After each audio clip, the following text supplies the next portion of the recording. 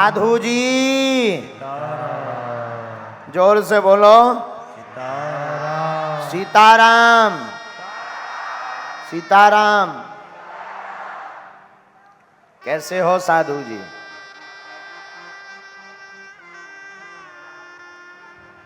बालाजी की ऐसी कृपा हुई, कब 7 दिन निकल गए पता ही नहीं लगा।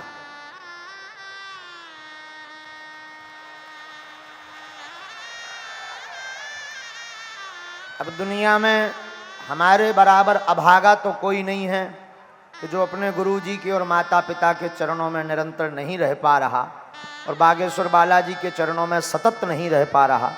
ये हमारा दुर्भाग्य है।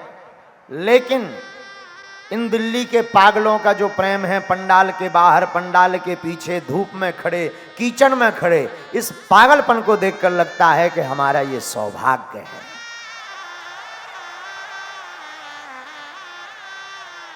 अब औरों की तो नहीं हम कह सकते, हम अपनी कह सकते हैं कि हम दुनिया के सबसे सौभाग्यशाली कथा व्यास हैं,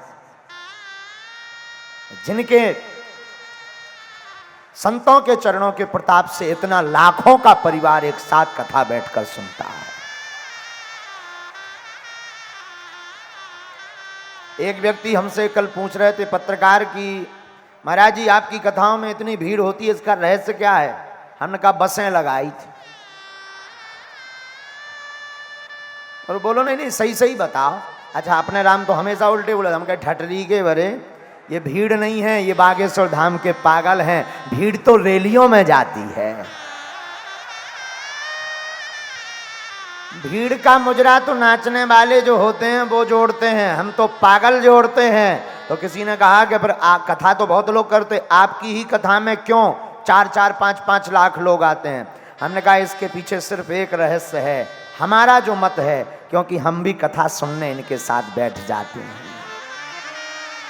पर बोले ये तो झूठ बोल रहे, कथा आप कहते हो, आप कहाँ बैठते हो कथा सुनने के लिए? हमने कहा बोलते तो हनुमान जी हैं, पर मन से हम भी इन पागलों के साथ बैठ जाते हैं। और धन्य है दिल्ली, हमें लग नहीं रहा था कि दिल्ली में भी इतने पागल सम्मिलित हो जाएंगे। और आज तो हमें लग रही थी कि गाड़ी उठाई के ना चली जाए। हाँ गाड़ी में बैठे थे, जो गाड़ी जब आ रही थी तो पीछे पंडाल के पीछे, हमें लगा तो गुरुजी आज तो हमें लगा इतना ही पूरी कथा हो जाने। सारथी जो आते जो हमारे गाड़ी, वो बोले गुरुजी अब ना करिए। हम कहीं कहे, अरे बोले आदमी खा जाए कच्छो। हाँ बैठे ही रहे तनक दे। धन्य है पागलपन, अद्भुत पागलपन, अद्भुत निष्ठा। और सच बतावे गाड़ी चल नहीं रही थी, आदमी जबरदस्तियां चला रहे थे। हाँ हाँ अद्भुत निष्ठा। दिल्ली में जहां निवास कर रहे थे, अभी दीक्षा देने सम्मिलित थे, वो निष्ठा के दिन दिन भर, रात रात भर सिर्फ सच बतावें। हम तो ईश्वर से आज यही प्रार्थना करते हैं कि हे बालाजी हमसे कभी कोई ऐसा अपराध ना होवे कि हमारे परिवार का दिल टूट जावे।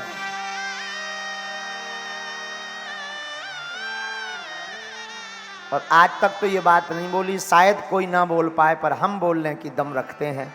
हम तुम सबसे यही निवेदन करते हैं कि बालाजी से तुम सब यही प्रार्थना करना कि हमारे द्वारा कोई ऐसा काम ना हो जिससे सनातन संस्कृति के लिए कुछ बुरा हो जाए। और कुछ नहीं चाहिए, बाकी तो सब कुछ है, ईश्वर की देन है। अमीरों की मिठाइयों में कम शक्कर होती है, अपन इतने अमीर हैं कि अपनी मिठाई में ज्यादा शक्कर